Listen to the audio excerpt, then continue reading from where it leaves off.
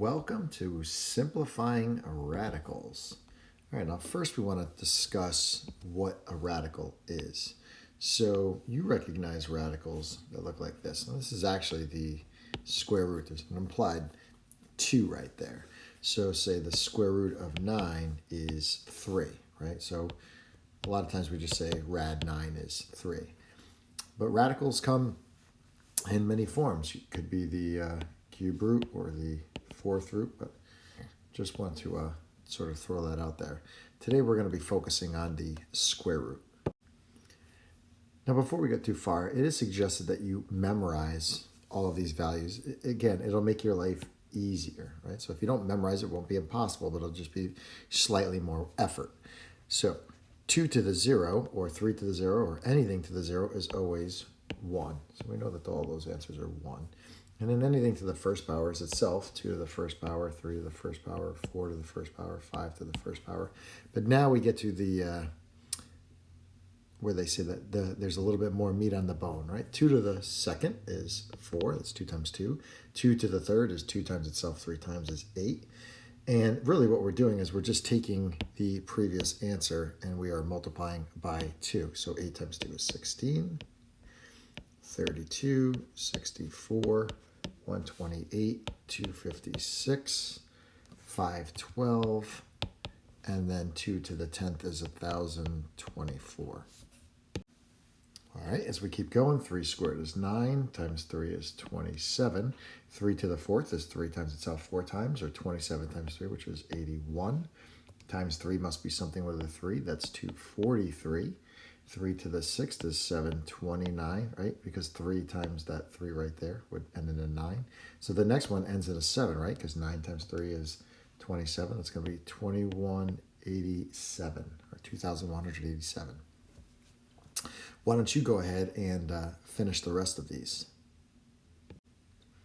Press pause and take a moment and fill it out. Now, one thing you should notice, or two things you should notice, is one, is these lists are shrinking. So the numbers that we want you to sort of recognize is getting less demanding as the base number gets larger. The other thing I want you to notice is that 4 to the 5th and 2 to the 10th are the same thing. Well, if you think about 4 itself, that's 2 squared, and then 2 squared raised to the 5th. Our exponent powers say that that's going to be the same as 2 to the 10th. So 4 to the 5th power is the same as 2 to the 10th power, which is 1024. So just interesting connections there.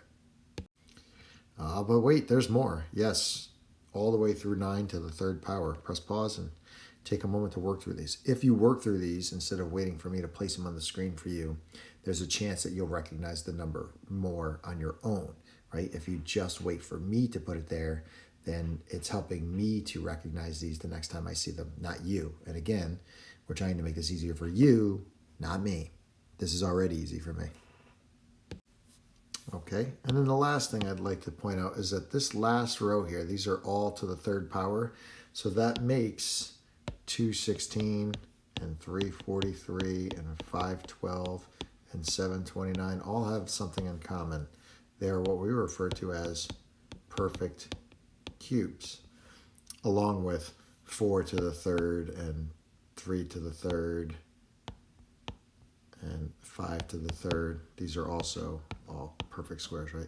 125, 64, 27, so on and so forth. So doubling back, we talked about perfect cubes just a second ago, and now we're going to delve back into the perfect squares, which you already know. 1 times 1 is 1, 2 times 2 is 4, 3 times 3 is 9, 4 squared is 16, 5 squared is 25, 6 squared is 36, and so on, up to, I don't know, let's just stop at 12 squared, 144, so to speak. Or actually, you can keep going, 15 squared, 225, up to 20 squared, which is 400. And we encourage you to know those as well. But what about the squares of the variables, right? So how do you get x squared? Well, that's going to be x times x. And then how do you get x to the 4th? Well, x squared times x squared is going to be x to the 2 plus 2, which is x to the 4th. So making x to the 4th a perfect square.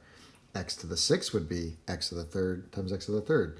So how about x to the 4th times x to the 4th? That's going to be x to the 8th. Or really, isn't that x to the 4th squared? And I multiply that, right? So a power raised to a power I multiply. When I multiply bases, I add the exponents, right? If I have the same base, I add the exponent. If I multiply, I raise an exponent to an exponent. These are exponent rules. I multiply. So how about x to the 5th squared? I think that's going to be x to the 10th. And how about x to the 6th squared? That's going to be x to the 12th. So I think you see the pattern here. We're adding 2. So hence, exponents must be, wait for it. The key is that, I keep squaring it, so they must be even, right? All these numbers are even. 2, 4, 6, 8, 10, 12. See the pattern there? So down here at the bottom, it says there are square roots you should know. Like square root of 121 is 11, because 11 squared is 121. Square root of x squared is x, because x times x is x squared. Now here, we're going to take this in piecemeal. Square root of 16 is 4. The square root of m to the 20th must be m to the 10th. And the square root of n to the 6th must be n to the 3rd. Why? Because 4 squared is 16. M to the 10th squared is m to the 20th. And sorry about that, to the 3rd squared is n to the 6th.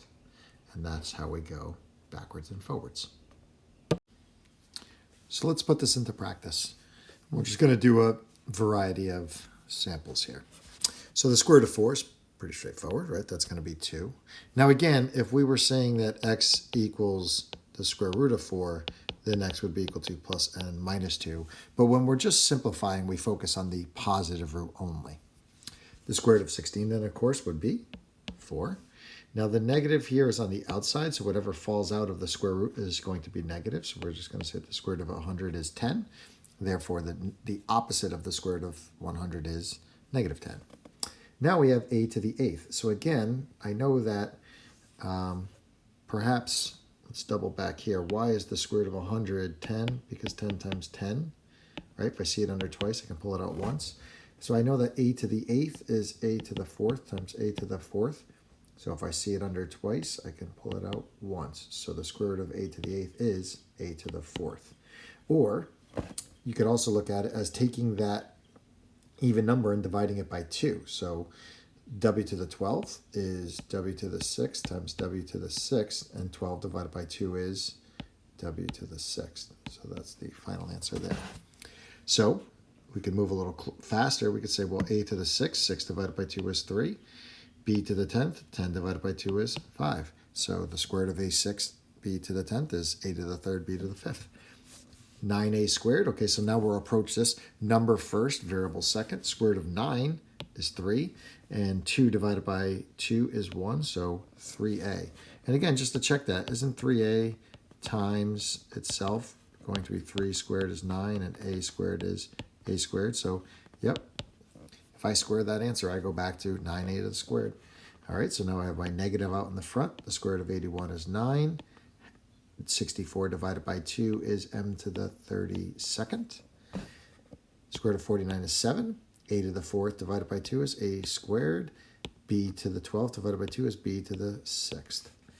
121 is 11. X to the 14th divided by 2 is x to the 7th. Y to the 6th divided by 2 is y to the 3rd. So again, that's why we say if you know your perfect squares off the top of your head, this goes fast. If you have to reach for a calculator, it becomes more painful. And again, divide the exponent by 2. If it works out nicely, then it is a perfect square. If it doesn't, then we'll learn how to deal with that. And where will we learn to deal with that? In the non-perfect square part of the notes. All right, so we've dealt with this 20 before. We said, well, let's break it into 2 different square roots, right? A perfect square and a non-perfect square. So 27 is 9 times 3, right? So perfect square is the 3, and then the rad 3 stays. 48, biggest perfect square in there is 16 times 3, right? So the square root of 16 is 4, and the rad 3 stays. 45 would be the square root of 9 times the square root of 5, which the square root of 9 is going to be 3, and the 5 stays. 12 is going to be 4 times 3. Square root of 4 is 2, rad 3. 50 is going to be 25 times 2, so that's going to be 5 rad 2. A to the 5th. Now, what do we do with the variables? Well, again, we'll break it into a perfect square variable and a non-perfect square, right? A to the 4th times A, which is A to the 1st, is A to the 5th. So A to the 5th could be broken down like this. And now I know that this is a perfect square. That's going to give me A squared, and times A to the rad, or rad A just stays there. So A to the 9th, right? All we're doing is removing 1x to give this a even exponent, right? So x to the 9th would be the even number of x to the 8th. The next even number, one smaller, times x is x to the 8th, or x to the 9th, right? So this gives us x to the 9th, technically. And so I take that x to the 8th, divide by 2. That's going to give me x to the 4th. And then rad x stays under because that's not a perfect square. So x to the 3rd is going to be x squared times x. And the x squared divided by 2 is just going to be x rad x. So in this section, what I'm going to do now is we're going to do a bunch of practice, right? I will do the evens, and you will do the odds for homework, and then you'll upload all those notes, and we'll be checking for the odds to make sure that everything is copacetic. And as always, reach out in the meantime if you need some help. Okay, so the first even, square root of 125. So sometimes I just like to be lazy and leave it under one big radical, and I'll say 125 is 25 times 5. Square root of 25 is 5, rad 5. All right, 180. Well, just for the record, 180 is going to be 36 times 5. You say, well, how the heck am I supposed to know that? Well, you may not. So you could break it down to like this. Say, well, I know 180 is obviously 10 times 18. And then the 10 is 5 times 2, and the 18 is 9 times 2. So I have 9, which is a perfect square, and then 2 times 2 is 4, which is a perfect square, and 9 times 4 is 36. So 36 times 5 is where I got the 36 times 5. So the final answer then for this would be 6 rad 5. Final answer. Now you could have also negotiated it down here, which said, oh, well, the 2 comes out because the 2 2's. If I see it twice, I can pull it out once. Square root of 9 is 3. The 5 is there, and the 2 times 3 is the 6, rad 5. However you get there is up to you. Moving on to b to the 7th. B to the 7th is going to be b to the 6 times b, and half of b to the 6 is going to be b to the 3rd on outside the radical times b. 75 on number 8 is going to be 25 times 3, right? So that's going to be 5, and then the rad 3 stays under. X to the 7th is going to be x to the 6 times x, right? So half of x to the 6 is x to the 3rd, and the x stays under. Y to the 5th is going to be y to the 4th times y. Half of y to the 4th is y squared times y. So our final answer, all right, 75 breaks down to 5 rad 3. X to the 7th breaks down to x to the 3rd x. And y to the 5th breaks down to y squared rad y. So there's our final answer, 5x to the 3rd, y squared, rad 3xy. For our final problem on this page, we have 32, which is 16 times 2. A to the 7th is going to be a to the 6th times a, and b to the 4th is already even, which means that it's already a perfect square as is. So 16, 4 comes out, and the 2 stays under. A to the 6th, a to the 3rd, right? Divide that 6 by 2, comes out. A stays under. All right, so taking care of everybody there. And then b to the 4th, divided by 2, is going to be b squared. So our final answer is 4a to the 3rd, b squared, rad 2a. Okay, not too bad. So as we move on, some of these get a little bit longer, but they're not really more difficult. The key is to look for the perfect square factors in the questions that we're working on. So continuing on the evens, right, I look at number 12 and I see 45. So 45 is 9 times 5. Now, it's also 15 times 3, but 15 and 3 aren't helpful, right? So 9 times 5 is more helpful. So 9 times 5, 9 is a perfect square, 5 is just a non-perfect square factor, and then a to the 7th is a to the 6th, perfect square factor, times a, which is the non-perfect square factor. All right, so now we cancel out the 9.